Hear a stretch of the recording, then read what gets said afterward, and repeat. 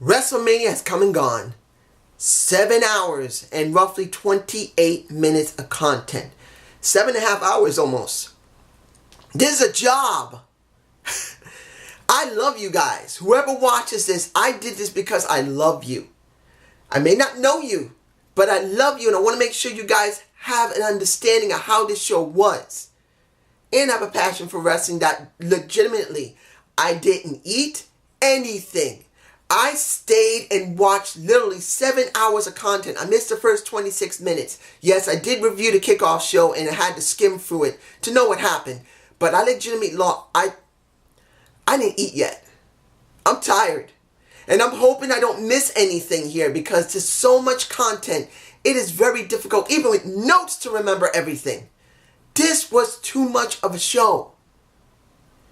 It takes a lot to do this. So you're not only welcome, I love you. So let's get to the beginning of this. First thing I want to say is the MetLife crowd. They broke the record almost 83,000 people there. And I got to say this. By the end of the show, they were having points where they were just tired and they were getting a little grumpy. At the end, when the match ended, the final match, they were cheering. They were spent, even though they cheered their heads off. So the crowds at MetLife Stadium right now, as they're leaving, they are flat out tired. Everyone was tired.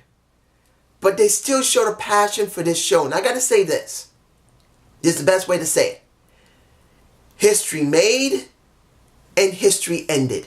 It's the best way to say what this show was. It was good.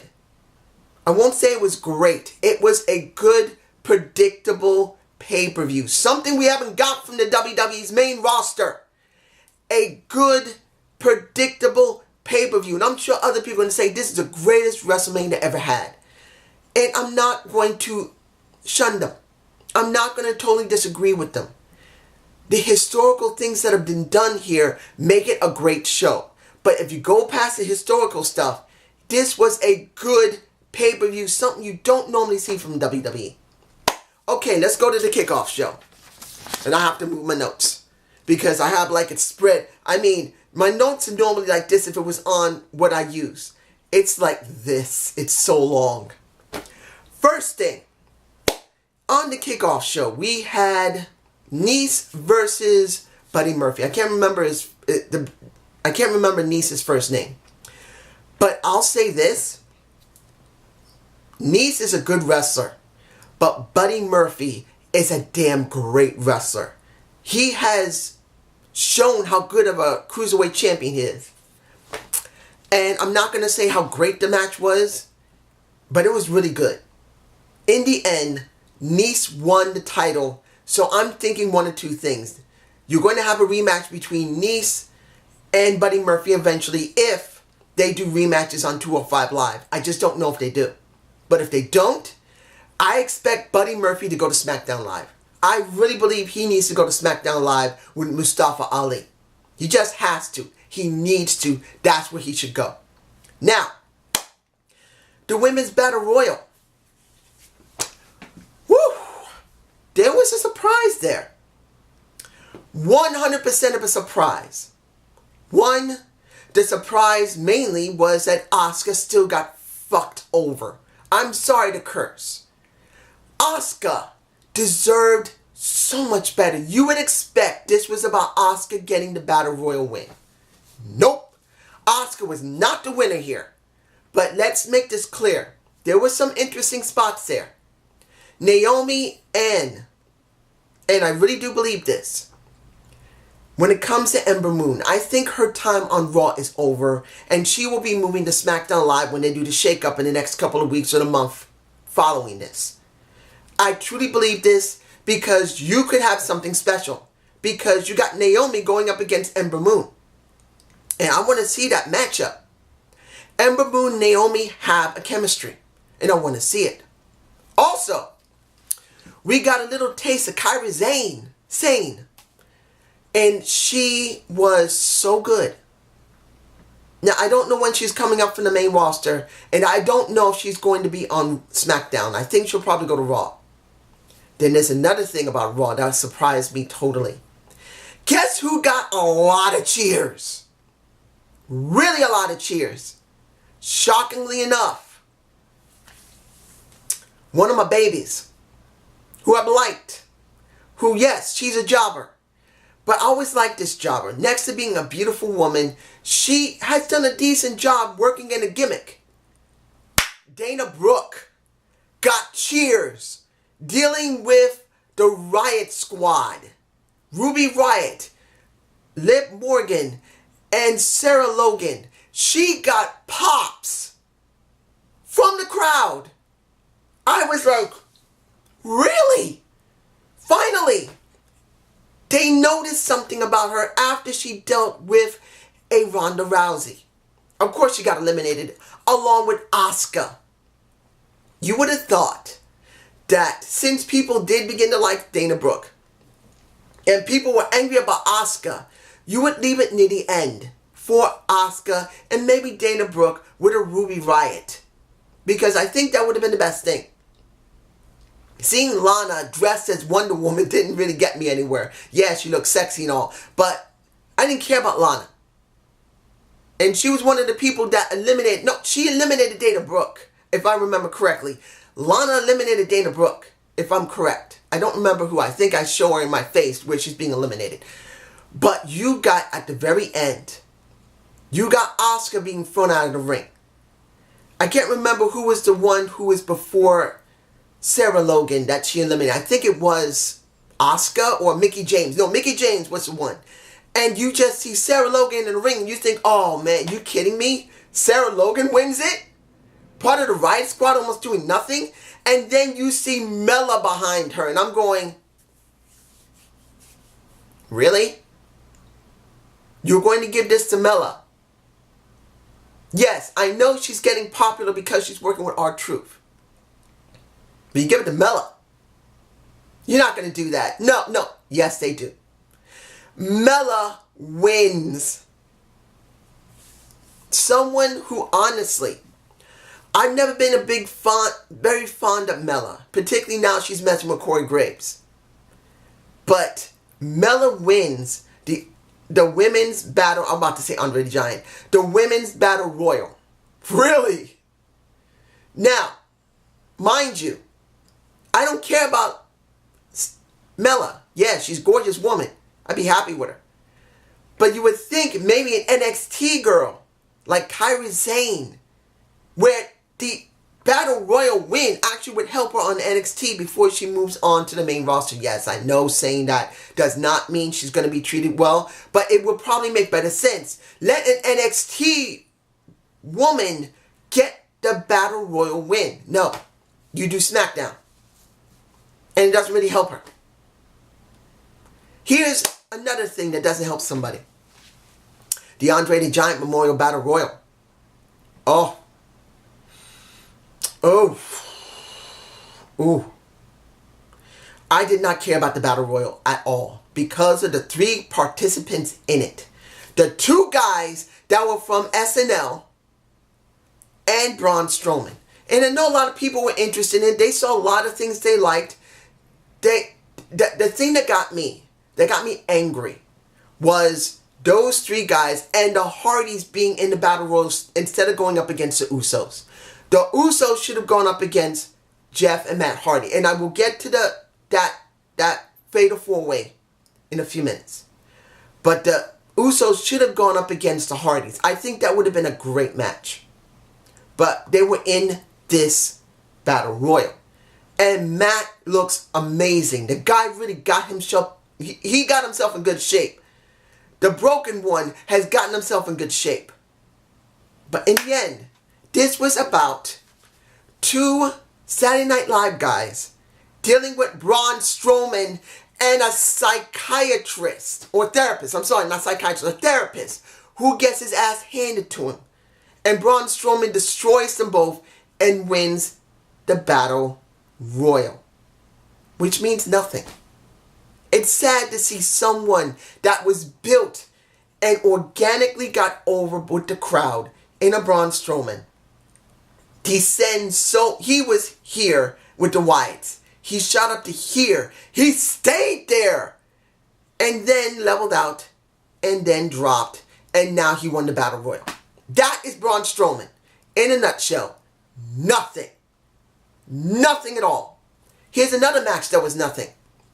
The Raw Tag Team Championships. The Revival versus Zack Ryder and Curt Hawkins. Zack Ryder, who we barely seen on TV in almost a year. And Curt Hawkins, whenever he's shown on TV, he is lost. From what they said, he had lost, what was it? 269 times. 269 times he lost on either SmackDown or Raw. For what? How long? Almost a year and a half? 2 years? I don't even know how many times he lost. Or how far he lost. He was never 100% promoted to be something special.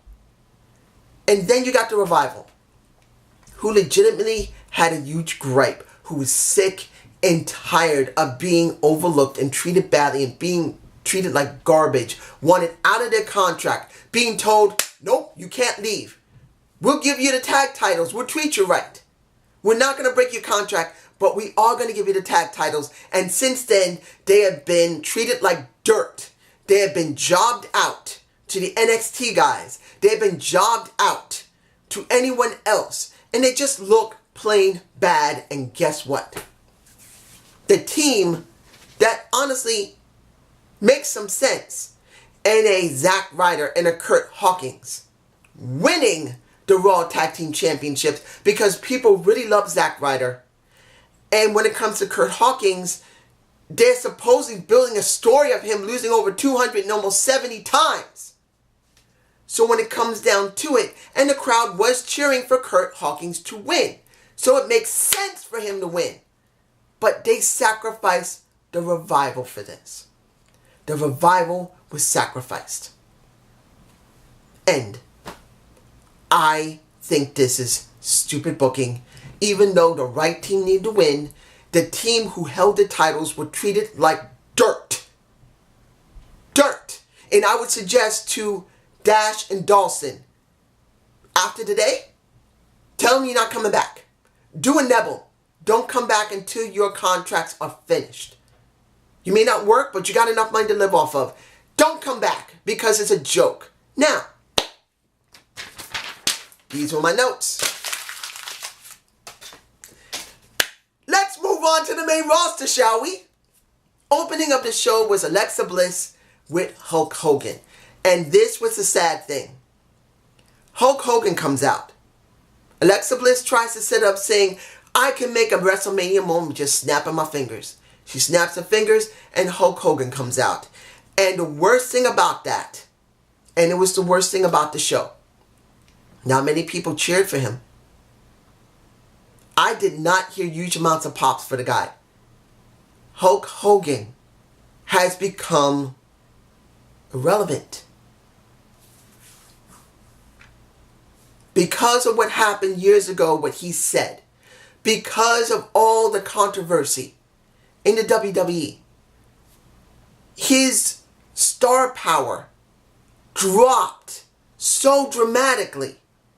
Instead of doing something with Hulk Hogan, instead of not banning him, letting him make a public apology to the WWE. Now, I'm not saying what he did was correct. Calling someone nigger is wrong.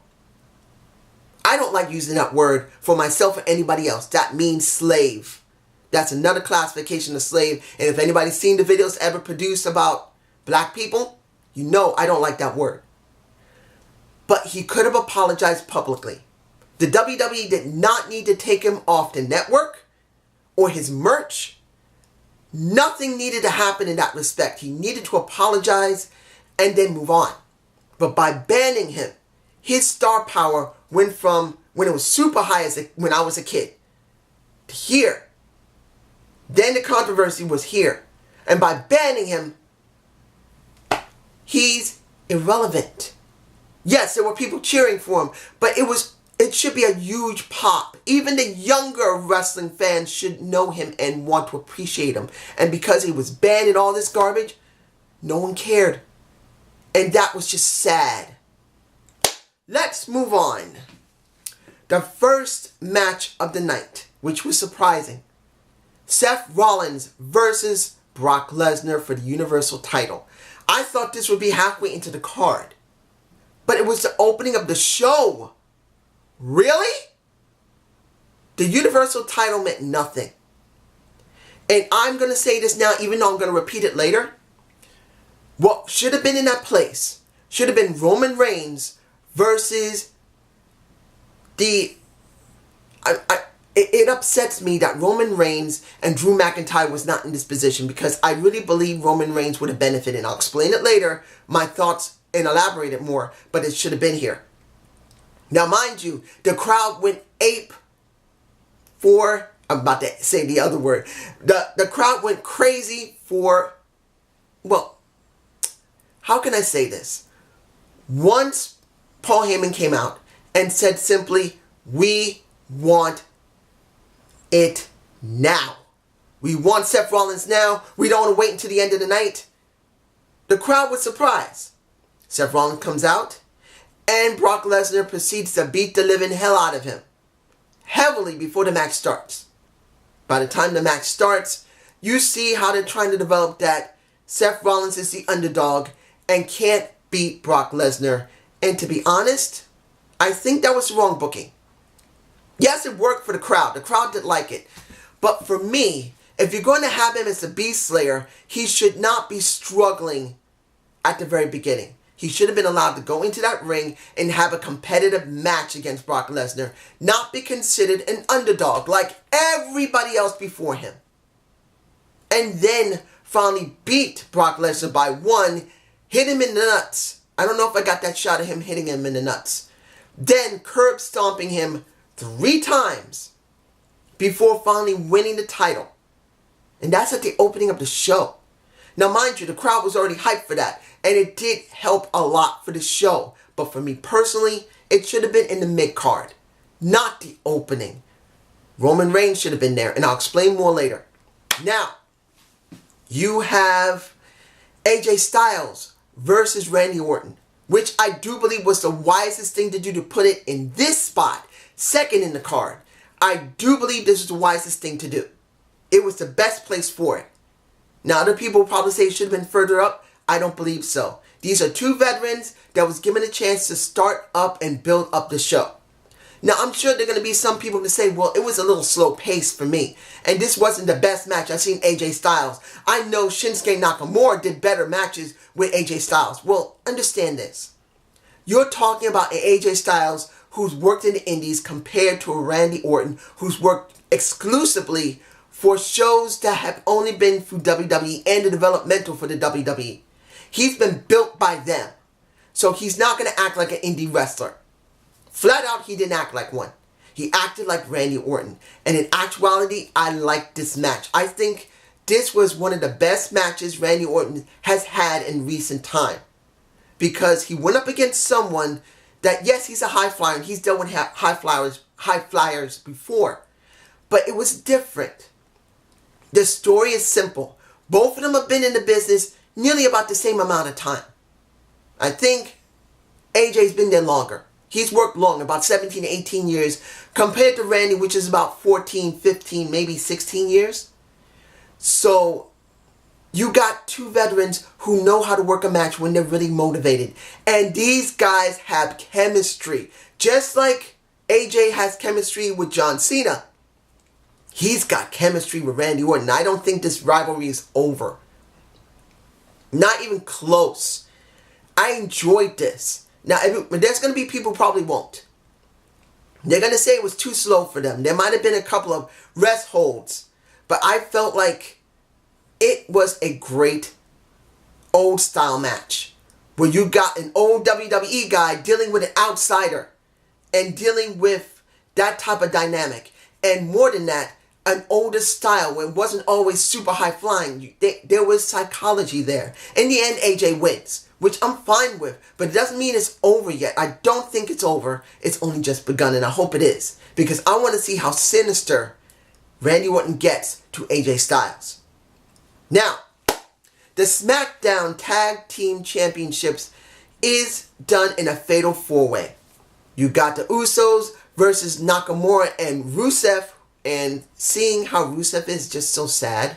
Then you have Ricochet and Aleister Black, who should not be teamed together. I know people say it's great seeing them together, they're great together. No. You got Aleister Black, who could be the next Mankind or Undertaker. And he's stuck in a situation with a Ricochet, who could be the next HBK or Chris Jericho. You stuck them together when they have nothing to do, which is sad. Then you got The Bar, who, mind you, did some really nice work.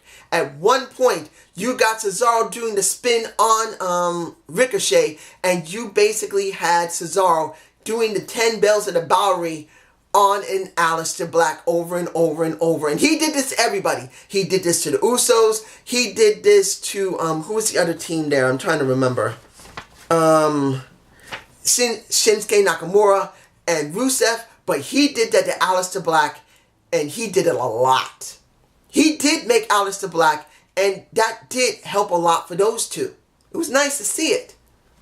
In the end, the Usos did not job here, and I didn't expect them to job. There was no way those two were going to job.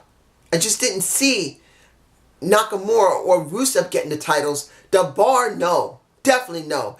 And definitely when it comes to the NXT guys who are going from NXT to SmackDown to Raw and back again, there was no way they were going to hold the SmackDown titles. So this is what we got. Shane versus The Miz. Now, I've said this already. I'm not going to lie about it. Not one bit. I was not interested in this feud. I wanted to see a heel Miz up against a face Daniel Bryan.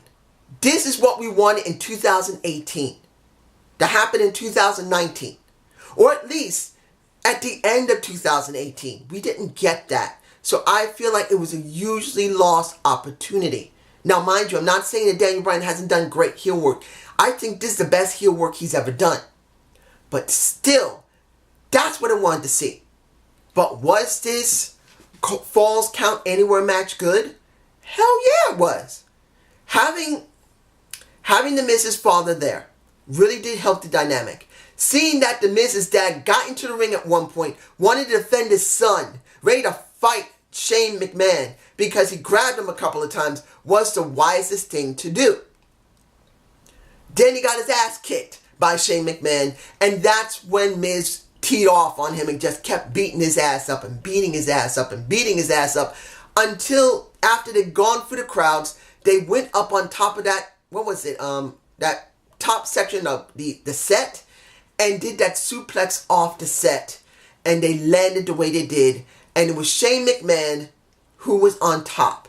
Now, the thing that got me, that I think was a dumb thing to do, was to explain the reason why Shane McMahon was on top.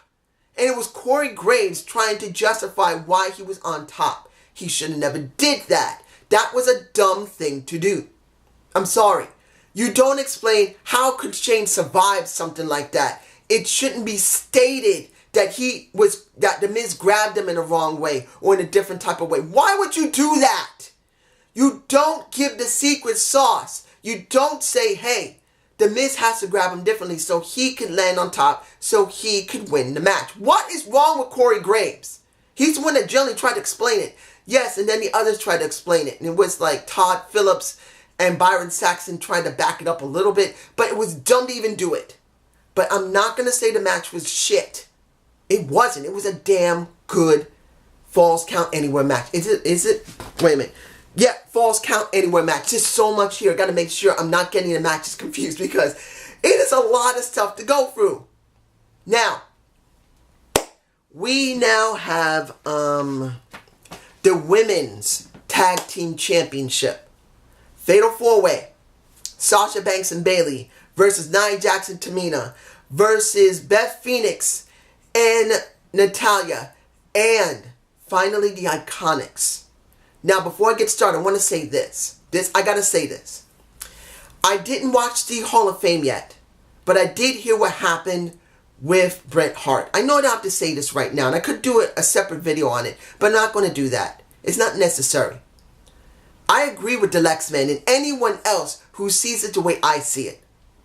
You can hate the wrestlers for any type of character they're portraying. You can hate that they don't wrestle that well. You can hate that being pushed more than somebody else. There's no problem with it. You can go on social media like I'm doing.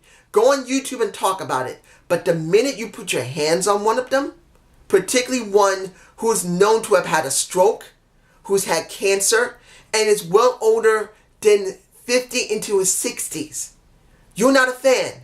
You're a piece of garbage that deserves to get your butt kicked. And I saw some of the videos. Andre Corbell, he did, I saw his video of it. Andre, thank you so much for making that video. You did a great job, my friend. That was not called for.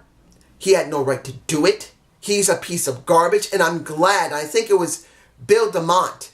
He went and he gave him a quick jab in the face. I'm so glad. I don't know if I got that picture. I might be able to get it because it was in a small screen that someone managed to capture it and then superimpose it. I will see if I can catch it. But he had no right to do it. Now, the women's fatal four-way, because they did, how many fatal four-ways they did? They did 1, they've done 2, I think they've done 3 fatal four-ways. I think, I can't remember.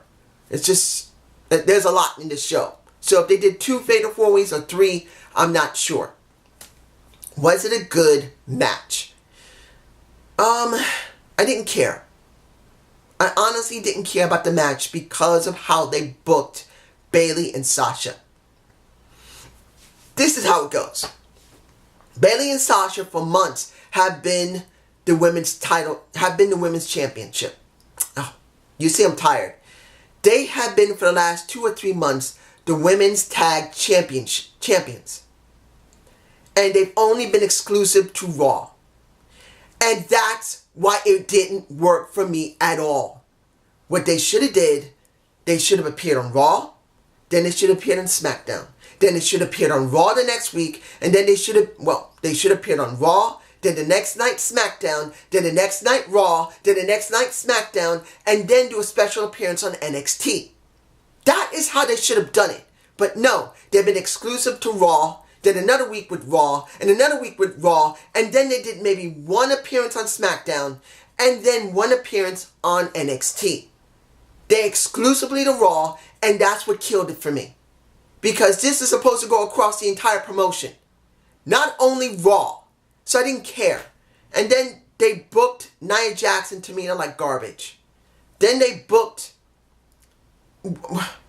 You got other women on SmackDown Live who they could have done something with and didn't do anything with them to go with the women's tag titles. So when I saw this match, I didn't care. Now, did the Glamazon look good? Yeah, she did. Did Natalya look okay? Yeah, she did. But the thing that upset me the most was Tamina. I know nobody cares about Tamina. I know. I understand. Tamina, to me, is someone that deserves a title after all these years. She should have had a title already. There have been women who've been having sex in that company that managed to grab the title. And I don't care what anybody says. That has happened. Melina was proof of it. And there's been a couple of other women that have done that. And as far as I understand, Tamina's never done that. She worked hard. Yes, she's not the greatest talent there. But how come everyone else has gotten it? Hell, Nia Jax, who is bad in the ring, has gotten it. Twice. So why couldn't Tamina get a title? And I don't care if you guys hate her. Fine, hate her. But she deserves a title by now.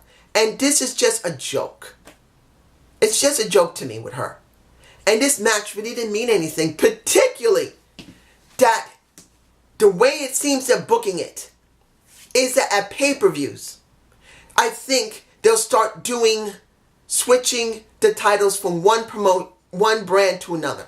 Because now the Iconics won it. The Iconics won it. So my feeling is this. They're going to have these periodic pay-per-views where women on either side of the brands are going to face each other.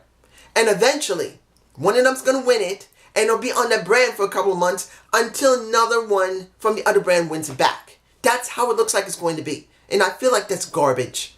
They should go to all the brands. All of the parts of the promotion. That's just me. You tell me below. Now, let's do Finn Balor versus Bobby Lashley. You thought I was going to go in order. No! Ain't going to happen in this one because you know what History Made means to me. Finn Balor, the Demon, up against Bobby Lashley. And Bobby Lashley had, contacts in that made him have like orange or yellow eyes to make him sinister and evil. To be honest, he looked more sinister and evil than Finn Balor did. If he had had paint on him, he would actually look scary. That's how Bobby Lashley could have looked. But him doing that just felt dumb. And then you had Finn Balor come out. Finally we get to see the Demon in all supposedly his glory. Now, this gets me. Because when he went up against Brock Lesnar, he should have been the Demon. This gets me. Because he should have been the Demon at Royal Rumble. He should be showing the Demon at a pay-per-view. Doesn't have to be on regular TV. A pay-per-view would do. But now that we see the Demon, and even though he didn't do that bad, growling at, Leo Rush was actually kind of funny. But it doesn't make me feel any better because once he goes back to Raw, he's not going to be the Demon. The only reason that he did the Demon is for shock and awe, and I didn't care. And he did win the title back, but who cares? We don't see the Demon all the time. It doesn't mean anything. It's trash. Let's move on. Let's do the Elias segment. That was cool. Elias, somewhat playing a guitar. Well, he does play the guitar, but somewhat playing the piano and doing drums. He recorded that, and then he played a triple thing with him. I don't even know what they call that. A triangle of music. Maybe that's how it is. And it did grab the crowd. People liked it. But you know what they love more? Thugonomics always trumps a quartet or triple threat or anything else. John Cena comes out as the doctor of thugonomics, as a shock value. And guess what? People pop legitimately hard for it. That's something to say.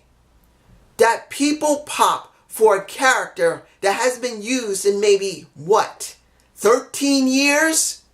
Since 2006 when he stopped doing it? Because he did it in 2003 to 2006. He did the Doctor of Thugonomics for 3 years. And then he stopped doing it and he does the character that we've known for years. But that 3-year period, everyone loved the Doctor of Thugonomics to the point that the entire MetLife Stadium was popping for it. And was his rap good?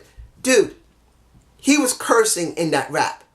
He didn't hold nothing back. He was saying shit stool. He was almost saying like he was pussy at one point. I'm sorry for anyone who doesn't like cursing, but he legitimately was cursing when he doesn't normally curse. He always gets bleeped out. I guess the WWE believed because this is a special pay-per-view with a live mic, they wanted to shock the crowd. So they did not bleep him. Now maybe when the video comes out or the DVD set, they will bleep him. There's a good possibility they will bleep him. They will not let it be done because of the kids. But in this situation, they did not bleep him out. They didn't go beep when he was cursing. They let it slide.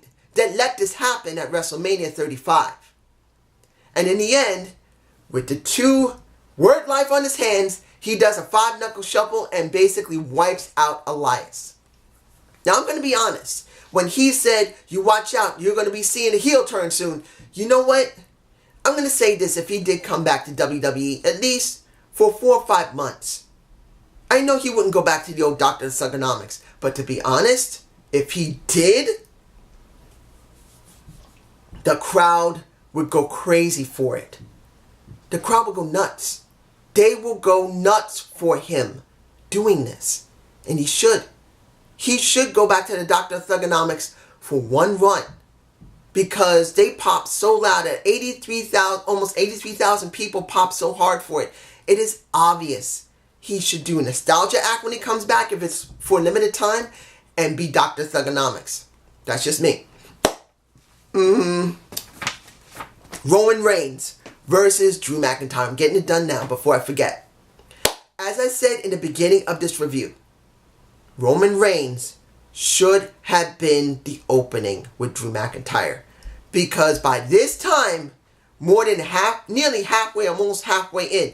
And I'm 30 minutes into this video, at least nearing 40 now. Just like with Roman Reigns and Drew McIntyre, the crowd was already getting tired. They were already tired. It was like nearly 4 to 5 hours already. So they were legitimately worn out by now. And the pops that he got was minimal. It wasn't high. If he had opened the show instead of Seth Rollins, it would have been better for him. Because legitimately, and I do believe this, they are now pushing him back to the same type of attitude as he was before, overbooking him and making him look so strong to make everyone else look weak. That's the way it looks like with this booking. Drew McIntyre was sacrificial. They sacrificed Drew McIntyre for him. And for me personally, I just don't think that's the wisest thing to do for talent. You don't do that. What should have happened was that they should have opened the show. Yes, Drew would still have to be sacrificed. But he shouldn't be in the mid-card. He should have been the opening of the show. It would have been more better for him. So as they try to progress his character, yes, obviously they're trying to make him Superman again. At least it would make sense. Here, he didn't benefit from it, even though there was a lot of cheers. That's just me. Now, let's see, am I forgetting anything? Kurt Angle versus Baron Corbin. I gotta get this done before I forget. That was the match I despised. Look, I'm sure Baron Corbin in real life, the real guy, must have felt honored that he was the last match for Kurt Angle. But I'm gonna be honest here. I'm gonna be honest. As honored as he was, he couldn't honestly say that the character that he had for so many months was a good one. And even though it was an honor for him, it made it look bad. It should have been John Cena in a match with Kurt Angle. I'm going to be honest here. John Cena should have had a short match with Kurt Angle. Or at least, John Cena should have came out to help Kurt Angle win the match. Because seeing Baron Corbin win that match, what did he gain? Nothing. The storyline between him and Kurt Angle was bad. And him winning made it worse. It would have made everyone happy to see Kurt Angle get that last win before he fully retired from WWE active roster. That would have been better. It would have been better if John Cena came down to the ring after doing the Elias thing, messed with Baron Corbin, and prevented him from winning and allowing Kurt Angle to win. And that would have made more sense to this. I'm not going to go any further, even though it was really a beautiful thing that people did "You Suck" for the last time, and he did become immortal. That's just me. You guys tell me below. Let me see here. What's next here? Triple H versus Batista. A career-ending match. That's what it was. Let's be honest here. Was that match good? By the end of it, even though both of them were tanked so badly, they did tell a good enough of a story that people did get invested in near the end of that match. But at the beginning, it wasn't that great. Even though there were a few moments with... let me step back a little bit. I gotta say this about Batista. I don't know what was wrong with Batista when he came to the ring, because either he was really overhyper, or he took something before he went in. Maybe he took a drink or something. Because by the time he got to the ring, trying to get into it, you see it in my face, he trips inside the damn ring. Oh, damn it. He looked so bad with his music, and everyone is in the commentary is trying to put him over, and he trips getting into the damn ring. Didn't he practice beforehand? Was he drinking before he went in? Oh my gosh, it was so damn funny. It was damn funny. But in the end, it was, in the beginning of the match, was pretty good. Seeing that Triple H used some some pliers, some adjustable pliers to mess up Batista's hand and take some needle nose pliers to try and rip out and legitimately rip out Batista's nose ring. They wanted to make this super personal. Well, here's the problem. I didn't want to see Triple H. Mind you, the Road Warrior thing that he drove out in, damn cool. But this was not supposed to be about Triple H at his best. This was supposed to be Paul Levesque dealing with a Dave Batista. And we didn't get Paul Levesque. We got Triple H. Like I said with that promo that he did, and he was talking about Ric Flair. This shouldn't be about Ric Flair. It should be about Ric Flair and his best friend that he loves like a father. Well, like a son. Paul Levesque. I'm getting them confused. I'm tired. I'm sorry. Just bear with me. He should have said, Dave, you're not dealing with the game. You're not dealing with the cerebral assassin. You're dealing with Paul Levesque. If he had said his name during that promo, this would have been really personal. If he didn't come out dressed in a leather jacket and just dress as himself, as a regular guy, not taping up his wrists and coming out in a jean jacket, that would have made it more substantial for me personally. Now, like I said, they were tanked by the end of the match, but still, it was a damn good match at the end. When everyone was cheering for Triple H to win, which he did win. There you go. Oh, and I almost forgot that Ric Flair helped him to win, which makes perfect sense because Ric Flair was the catalyst for the entire thing. Now, let's see. No, I don't think I'm missing anything. There's only two things left to talk about. The first one is going to be making history number one. Becky versus Charlotte versus Ronda Rousey. Now, they actually filmed Charlotte coming in a helicopter and going to the MetLife Arena. Really? Now, that was surprising.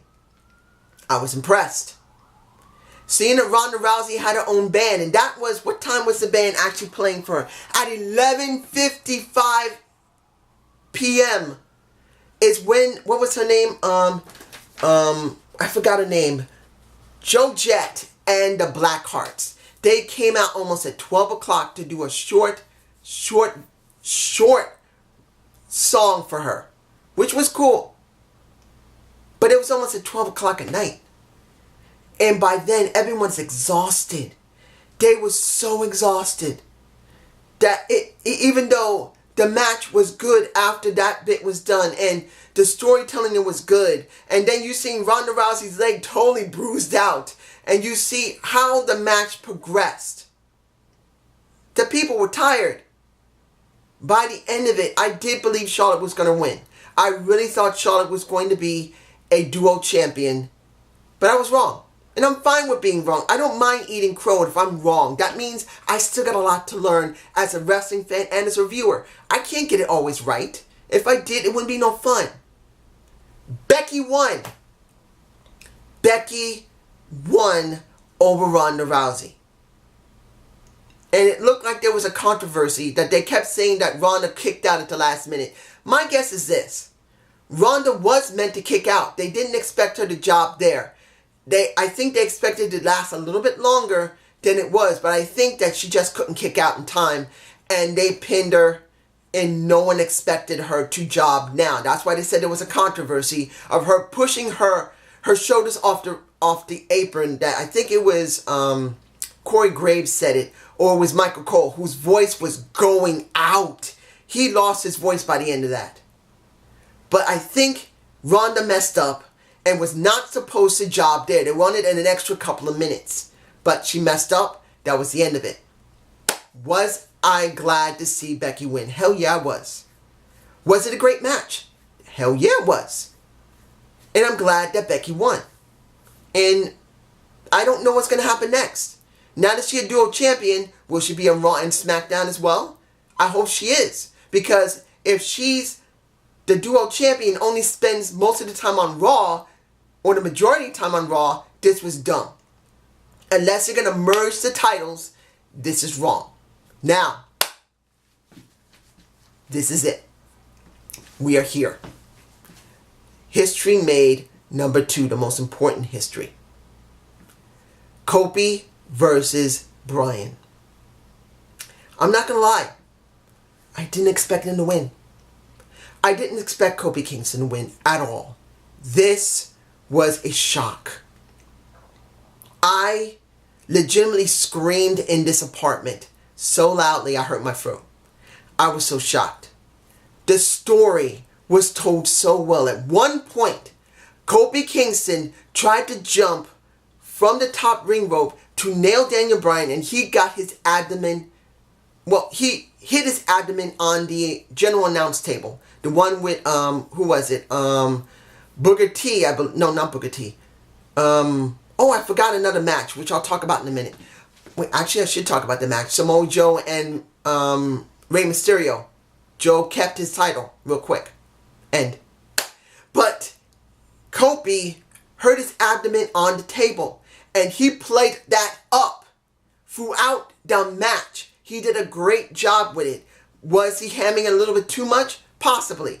But still, the crowd, even though this is like halfway through the show, legitimately more than halfway or near halfway, they were cheering. Cheering some more. Even though there were slight lulls in it, the crowd did not care about the rest holds. The crowd did not care about it being slow at certain points. They wanted Kofi to win. And he won. I'm shocked they went there. And then other people say, of course they were going to do it. Really? I know there was a good chance he could win. But this 100% proves that WWE is not generally racist. Which makes me very happy. Now, unless they were really pushed into a corner and they really had no choice, even if they are racist. It doesn't matter. They did something that is legitimately historical. The company has been in existence since 1962 or 63. Well before my birth. Over 50 years. I was born in 1971. The company started around 1962 or 1963. Nearly 10 years. Almost 10 years before my own birth. This company's been over 50 years. And this is the first time their major title went to an African. Someone of color. And that means something. To me personally, it means a lot. But what means more to me is someone like a Kofi Kingston, who I've always believed was great talent. Yes, he's not one of the greatest talkers. Yes, he's not one of the greatest wrestlers in the world. Yes, he's not a ring general. But if you put all that together, even though he didn't have the look of the top talent, even though he doesn't have the voice of the top talent, even though he doesn't have the skills of a top talent, he is all around the top talent. He's earned his moment. His kids legitimately came into the ring. They offered... Why did they have New Day shirts brought out? Why? Showing the new title. That wasn't necessary. And they also brought back the old title for Kofi. That made me happy. That a guy of color, who was more important, a damn great talent, in my perception, finally after 13 years in the business, not just in WWE, but in the business in total, 13 or 14 years in the business in total, finally got what he deserves. Was this a great WrestleMania? It was a good one. Was it a historical WrestleMania? Damn straight it was. That will make it great. But without the historical parts, like I said in the beginning of this review, it was a good WrestleMania. But this is just... I am so tired. This is going to take me at least an hour and a half to 2 hours to edit. See that I love you guys and I care about giving you good content. Have a good day. Have a good night. Peace!